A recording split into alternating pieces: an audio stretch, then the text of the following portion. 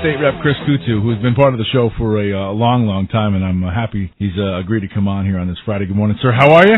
Doing great, Lee. I appreciate you coming in. Always the best-dressed guy to come into the studio, without question. But you've seen the budget. You've seen the tax increases. And if you can, give us a synopsis. What do you think? I don't like it. Yeah. Really? I think $4 billion in new taxes over the next 2 years is just the wrong direction. But to the governor's defense, I think everyone has to understand government should be structured, and we should be thinking long-term here. 3 years ago, 2 years ago, when I've said we need to have a sound budget, we need to stop bonding, we need to stop spending like we were. The veto-proof majority went down a different route, and they sort of set up the governor. Now, I didn't expect him to go this direct at the middle class and hammer our business sector, but they set him up for failure. And a lot of this blame, in my view, should be the predecessors, those who established the last budget, which was the veto-proof Democrat majority.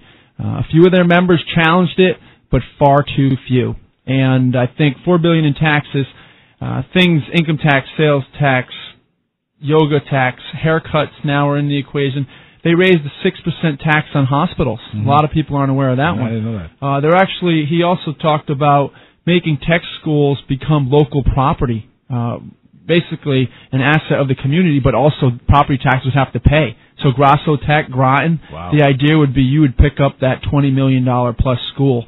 That's a scary thought, to add another $10 to $20 million for local towns. Norwich would be hit with that since we have a local state school. We also did cut town aid. Not as much as I expected. There was a manufacturing, basically, credit that he did cut. Probably will be a couple $100,000 for New London, a couple $100,000 for Groton, and that's a direct impact to your property tax. So the one good thing I will say is he did not include Systenet, the monstrous state-run health care plan that will cost us $2 billion that many legislators in Hartford thinks a great idea. It's not, and the governor, in my view, doesn't think it is either. And we all knew that the incoming governor was not going to be very popular. Mm-hmm. Now, I don't necessarily agree with all the ways he's trying to get to where he's trying to get to, but I think at least everybody can be on the same page when we say, we got to get this thing, the deficit, straightened out, right? I mean, we have to be all on the same page. Well, there's no more schemes. The last 2 decades has been scheme after scheme. We now have $70 billion unfunded liabilities. There's governors, Democrat, Republican, across America that have made a no-tax pledge. Right. And they're doing it. Right. Cuomo, Patrick, the governor from Puerto Rico just had the biggest turnaround. He actually cut 20% of the state workforce, which might not be the end-all solution, but obviously if the state workforce accounts and retirees account for 25% of your budget, and it looks like long-term that cost is only going to go through the roof, you really have to start thinking all state employees should be on 401k plans.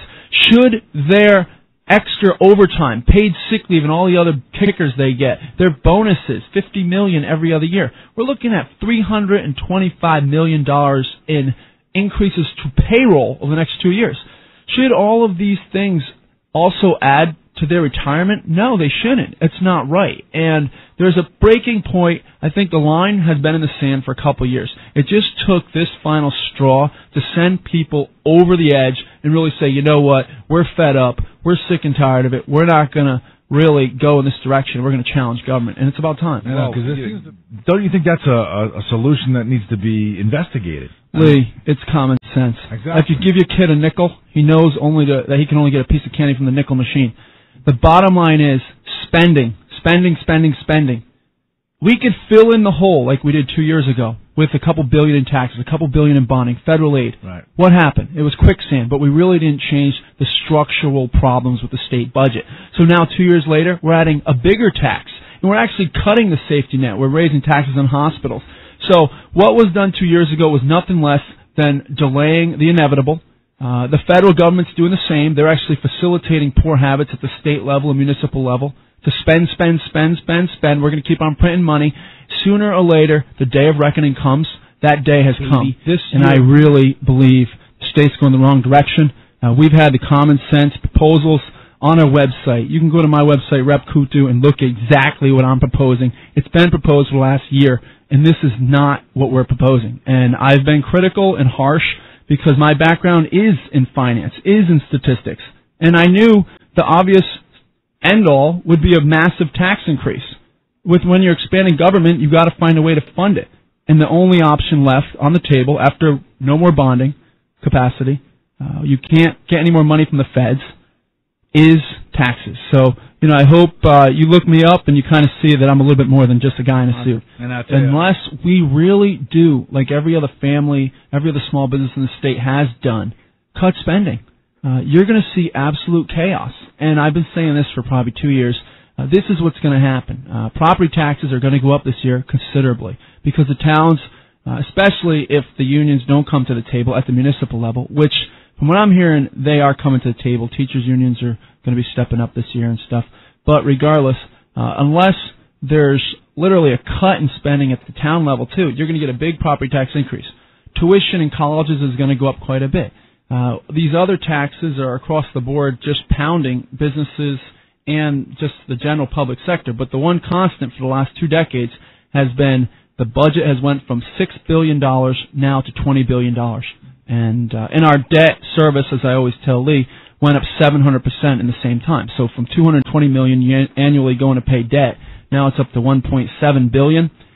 It's unsustainable.